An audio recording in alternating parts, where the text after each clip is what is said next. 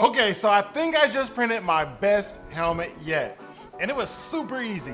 What's going on, everybody? And welcome back to the channel. I just printed off the Sith Stranger helmet from Star Wars new show, The Acolyte. And regardless of what y'all thought about the show, the helmet was badass. In this video, I'm about to show you how I smoothed down all those layer lines on a textured print, as well as paint this thing to look like an old, worn out rust bucket. So make sure y'all stay to the end of the video because you do not want to miss how this thing comes out.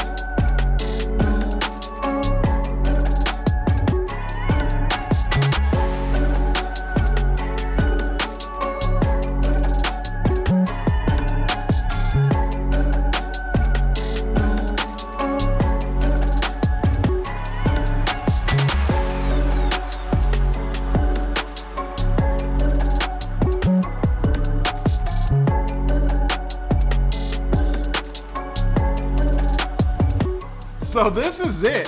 What do you guys think about my helmet? How do you think it came out? I am super impressed by the texture, the quality, the way it feels. Man, it came out super amazing. So let me go ahead and talk about how I got this started. First thing I wanted to do was print it on my Bambu Labs X1C. The reason why is because of the detail quality I didn't want to miss. I have a Elegoo Neptune 3 Plus, and it would have did the job, but I would have to sand it down a little bit more. A little bit more post-processing is gonna come into play. Whereas, if I print it on the Bambu, I can print it fast with little layer lines, and that detail was just gonna pop. And that was gonna come into play later. Because this helmet has so many detailed parts, like the damage, the dents, the scratches, the welding lines, the teeth, I didn't want to miss out any of those details by sanding it. But everybody who knows how, when they make a helmet, you're gonna have some top layer lines. And this helmet was no exception. I printed this helmet using Bambu Labs Matte Black PLA. So knocking down those layer lines shouldn't have been a problem. I didn't want to go too heavy or too high a grit, like 80, because I didn't want to ruin those top layer surfaces, especially because I had a weld line right at the top. So I did a couple passes with 120 with the orbital. It knocked them down just enough for the next stage. Then I went ahead and used some Bondo spot putty, and I just rubbed it on the top just to get it smooth, and it didn't have to be sanded down, so I gave it some texture to it too. So the texture will actually come into play later to blend kind of into the helmet. Once I got it to the texture I liked and those top layer lines were basically gone, now we'll have to worry about the front layer lines. So because I'm not sanding it and the layer lines are really small, I want to just throw it in the booth and spread it with some primer filler. Now I sprayed it with a good coat. That's because I wanted the primer filler to sit in between those layer lines that were already there. That way when it dries, I can hit it with some paint and then you will never see them. After I let the primer filler dry, I went ahead and hit it with a large coat of black gloss paint. This is the Krylon primer and black paint, and it was gonna extra fill in more of those layer lines. So I hit it with 2 large coats of black spray paint. So after the helmet was painted fully black, it was time to chrome those grills. So for the teeth, I used Ammo's Chrome paint. Now we already know that Chrome paint is easy to airbrush over a black gloss base coat. So that's what I did, and I did very light journeyman's coats, about 15% PSI, 15 PSI. Do light general coats and keep going back and forth. You don't want to hit it too hard because it's not going to look like chrome. It's going to look like silver paint. So if you do light coats and you go layer by layer, probably like 15 passes, it'll start to look like chrome paint. Once this is dry, it came time to hit it with the copper gold rustic looking color. So I got a large brush and some Rub and Buff, the antique gold. I know they have a brassier color, and I probably should have went with that, but I was actually quite happy with using the antique gold. So I applied a generous amount onto a cloth, and I dabbed it with my brush, and then I just started going to town on the helmet. And I started from the bottom and systematically worked my way all the way around the entire helmet until the entire helmet was covered. Well, not the entire helmet. Let me explain. I wanted it to show a little bit of the gloss black underneath, so I made sure I didn't cover it completely, but just enough where it looks like an old metal. Once the helmet was completely gold, I got a few various paint colors. I'll leave what they look like right here, but I can't remember all of them. And then I just went back and forth, mixing them up from the bronze color to the orange, and then I used a neon orange glow mixed with that rusted brown color, and I started dabbing it in between each of the cracks to give it this rust look, as you can see right here.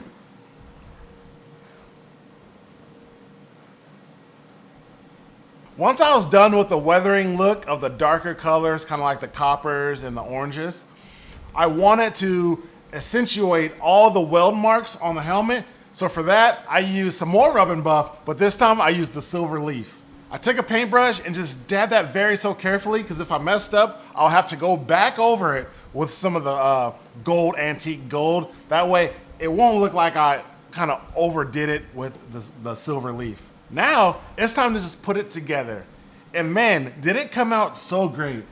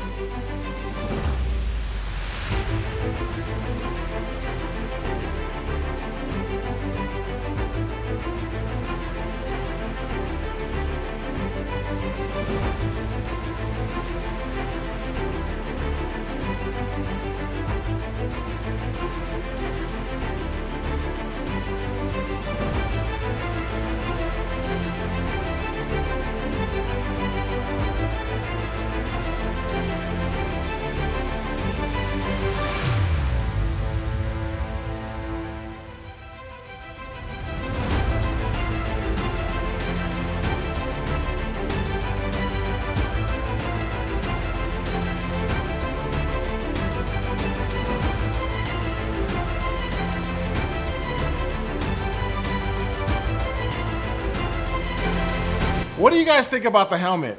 What helmets would you want to see me do next? I'm loving the Star Wars lore and universe, so if you want me to do another Star Wars helmet, leave it down in the comments below. So if you guys enjoyed this video, please give it a thumbs up, subscribe, and turn on those bell notifications so you know when I upload again. Any kind of engagement with these videos really does help out a lot, and it shows YouTube that my content is worthy and worth showing to other people. If y'all want to see how I built that Captain Rex helmet, detailed and weather it, click on the video right here. Everybody have a great rest of your day. God bless y'all. Peace out.